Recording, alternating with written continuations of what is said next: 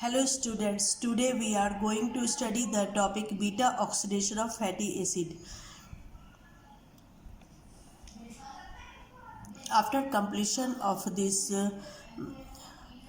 lecture, you will be able to answer the following questions. Why should our diet contain fats? Describe beta oxidation of fatty acid. How many ATPs are formed in the complete oxidation of fatty acid? My lecture is divided into the following headings: fat, beta oxidation, stages of beta oxidation, proper beta oxidation, and energetics of a complete oxidation of a fatty acid. Let us discuss about the term fat. Fat is stored mainly in the form of triglyceride in adipose tissue और 1 ग्राम fat के breakdown से 9 calorie energy produce होता है, जबकि carbohydrate और protein के 1 ग्राम break होने से 4 कैलोरी एनर्जी प्रोड्यूस होता है। हमारे बॉडी में जो एनर्जी स्टोर रहता है उसका 84% पार्ट जो है वो फैट बनाता है, 15% पार्ट प्रोटीन और 1% पार्ट कार्बोहाइड्रेट बनाता है।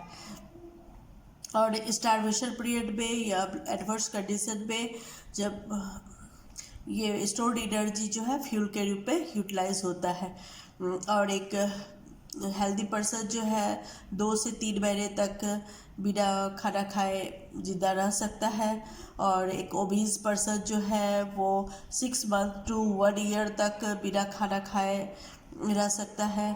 और जो हाइबरनेशन पीरियड में जो animals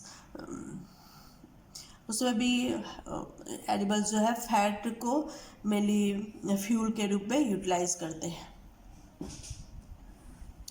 fat supply linolenic and arachidonic acid, these are essential fatty acid. Essential fatty acid are those fatty acid which our body does not produce, we take it from outside. And fat supply also fat soluble vitamin, and it makes the food tasty, so we include it in our diet. Let us discuss about the beta oxidation of fatty acid. Beta oxidation of may be defined as the oxidation of fatty acid on the beta carbon atom. First, beta carbon atom क्या होते हैं? Functional group से जो attached carbon है वो alpha carbon हुआ, और उसके एडजेसेंट जो कार्बन है वो बीटा कार्बन एटम हुए। और बीटा ऑक्सीडेशन फैटी एसिड में क्या होता है? सीक्वेंशियल रिमूवल होता है एसिटाइल कोएंजाइम ए का। और बीटा ऑक्सीडेशन जो है ये माइटोकॉन्ड्रिया में होते हैं, ये स्ट्रिक्टली एरोबिक है, ये ऑक्सीजन के प्रेजेंस पे होते हैं। और बीटा ऑक्सीडेशन से एसिटाइल कोएंजाइम ए बनता है जो फिर क्रेब साइकिल में चले जाते हैं। बीटा ऑक्सीडेशन जिस टिश्यू में माइटोकॉन्ड्रिया नहीं होते हैं, जैसे आरबीसी और एड्रिनल मेडुला में बीटा ऑक्सीडेशन नहीं होता है। Let us discuss about the stages of beta oxidation. The beta oxidation of fatty acid involve 3 stages. First, what is activation of fatty acid in the cytosol. Second, transport of activated fatty acid into mitochondria. Then beta oxidation proper in the mitochondrial matrix. Let us discuss about the activation of fatty acid. Fatty acids are activated to acyl coenzyme A by thiokinase or acyl coenzyme A synthetase. The reaction occur in 2 steps and required ATP, coenzyme A, and magnesium ion. Fatty acid react with ATP to form acyl adinylate, which then combine with coenzyme A to produce acyl coenzyme A. In the activation, 2 high energy phosphate are utilized since ATP is converted to pyrophosphate. The transport of fatty acyl coenzyme A from cytosol into mitochondria. जो कि inner mitochondrial membrane जो होते हैं impermeable होते हैं fatty acid के, तो एक specialised carnitine carrier system operate to transport activated fatty acid from cytosol to the mitochondria. This occur in 4 steps. जो एसाइल ग्रुप है एसाइल कोएंजाइम ए के, वो ट्रांसफर्ड हो जाते हैं कार्निटिन को in presence of acyl carnitine acyl transferase first. तो फिर प्रोडक्ट बन जाता है एसाइल कार्निटिन, और एसाइल कार्निटिन जो है फिर ये ट्रांसपोर्ट हो जाते हैं ईडर माइटोकॉन्ड्रियल मेम्ब्रेन में। फिर और एसाइल कार्निटिन जो है कार्निटिन एसाइल ट्रांसफरेज सेकेंड के प्रेजेंस में इसमें COSH ग्रुप ऐड हो जाता है, फिर ये कन्वर्ट हो जाते हैं एसाइल कोएंजाइम ए में, और कार्निटिन फिर से फ्री हो जाता है रीयूज के लिए। फिर ये रिटर्न हो जाते हैं साइटोसोल में, फिर से इसका रीयूज होता है। Proper. Next is, let us discuss about the proper beta oxidation in mitochondrial matrix.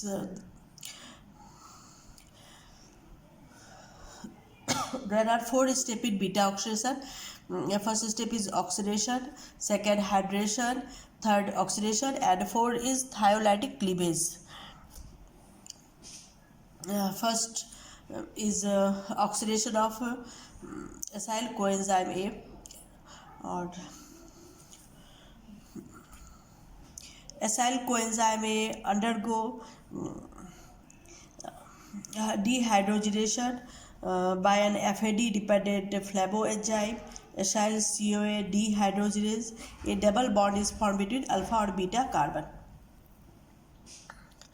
Acyl coenzyme A का जो है ऑक्सीडेशन होता है, इसमें क्या होता है कि 2 हाइड्रोजन ग्रुप का रिमूवल होता है in presence of acyl coenzyme A dehydrogenase के प्रेजेंस में, और यहाँ पे हाइड्रोजन एक्सेप्टर है FAD, और ये प्रोडक्ट बनता है एनोइल कोएंजाइम ए।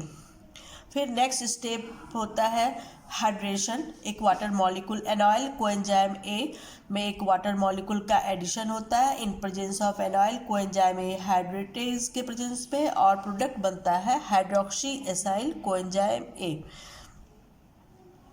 फिर हाइड्रोक्सी एसाइल कोएंजाइम ए का ऑक्सीडेशन होता है, और यहाँ पे फिर से 2 हाइड्रोजन एटम का रिमूवल होता है in presence of enzyme beta hydroxy acyl coenzyme A dehydrogenase के प्रेजेंस में, और यहाँ पे हाइड्रोजन एक्सेप्टर है डैड, और प्रोडक्ट बनता है beta keto acyl coenzyme A. फिर 4th स्टेप है स्प्लिटिंग। यहाँ पे थायोलेज एंजाइम के प्रेजेंस में beta keto acyl coenzyme A जो है इसे एसिटाइल कोएंजाइम ए ग्रुप जो होते हैं रिमूव हो जाते हैं, और एक न्यू एसाइल कोएंजाइम ए बनता है जिसमें 2 कार्बन एटम जो है ओरिजिनल से कम होते हैं, और ये जो होते हैं एसाइल कोएंजाइम ए फिर से ये रिटर्न हो जाते हैं बीटा ऑक्सीडेशन पाथवे में, और ये प्रोसेस ये 14 फिर से बीटा ऑक्सीडेशन होता है, फिर 12 कार्बन एटम के कंपाउंड बनते हैं, फिर से एक एसिटाइल कोएंजाइम ए रिमूव हो जाते हैं, और ये तब तक होते रहता है ये प्रोसेस जब तक कि इस फैटी एसिड जो होता है कम्प्लीटली ऑक्सीडाइज नहीं हो जाता है एसिटाइल कोएंजाइम ए में। लास्ट प्रोडक्ट जो होते हैं ब्यूटाइल कोएंजाइम ए बनते हैं, जिससे 4 carbon acyl coenzyme A butyl coenzyme A बनते हैं जो कि क्लीव्ड हो जाते हैं 2 एसिटाइल कोएंजाइम ए में, और ये प्रोसेस जो है 7 साइकिल में होता है, और total 8 molecule of acetyl coenzyme A बनते हैं, और एक साइकिल में 1 FADH2 बनते हैं और 1 NADH2 बनते हैं।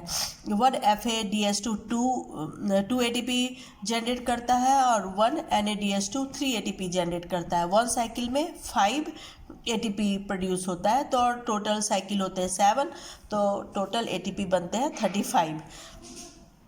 और जो एसिटाइल CoA एंजाइम बनता है, और एसिटाइल CoA जो प्रोडक्ट बनते हैं ये क्रेब्स साइकिल में चले जाते हैं, और एक एसिटाइल CoA 12 ATP जनरेट करता है, और टोटल हम प्रोडक्ट बनता है 8 एसिटाइल CoA, तो टोटल एटीपी बनते हैं 96 और 2 एटीपी जो है हमारे stage activation of fatty acid जो साइटोप्लाज्म में होता है एक्टिवेशन करने में खर्च हो जाते हैं, तो 2 एटीपी को माइनस कर लेते हैं, तो टोटल जो है हमें बीटा ऑक्सीडेशन से 129 एटीपी प्रोड्यूस होता है।